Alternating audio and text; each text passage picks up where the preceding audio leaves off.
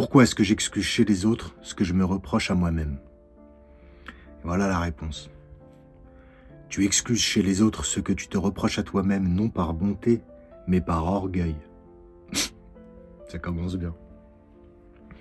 Les fautes des autres ne menacent pas ton identité. Elles n'égratignent pas l'image que tu essaies de maintenir. Tu peux donc les relativiser, les expliquer, les dissoudre dans les circonstances. Ce n'est pas de la compassion, c'est de la distance. Avec toi, c'est différent. Tu te juges comme on juge un absolu. Tu refuses l'idée que tu pourrais être soumis aux mêmes limites, au même déterminisme, à la même fragilité que les autres. Tu t'acharnes parce que tu crois en secret que tu aurais dû être irréprochable. Pas humain, irréprochable. En pardonnant aux autres, tu les réduis à des figurants, emportés par le cours des choses. En te condamnant, tu te places au centre, comme si tout devait passer par ta volonté. Tu ne t'accuses pas par justice, mais pour préserver l'illusion que tu étais censé être souverain.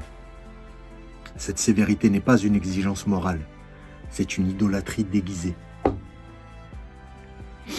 L'idole, c'est l'image parfaite que tu refuses de laisser tomber. Tu préfères te punir plutôt que d'admettre une vérité plus simple et plus dure. Tu n'es pas maître absolu de toi-même, pas plus que les autres. Tant que tu te crois différent, tu te condamnes. Le jour où tu te reconnais semblable, la condamnation devient inutile. Ah. Ok, mais je lui dis, mais cette facilité à pardonner aux autres, ça peut aussi être de l'amour, tu crois pas? Voilà sa réponse. Un amour qui t'exclut n'est pas une vertu. C'est une mutilation que tu appelles générosité. Quand tu donnes aux autres ce que tu te refuses, tu ne partages rien. Tu installes une séparation. Tu creuses un écart qui te permet de rester seul au centre. Seul à porter le rôle du sacrifié. Tu crois aimer, en réalité, tu utilises les autres pour supporter le poids de l'exigence que tu fais peser sur toi-même. Ils deviennent des témoins, parfois des alibis, rarement des compagnons.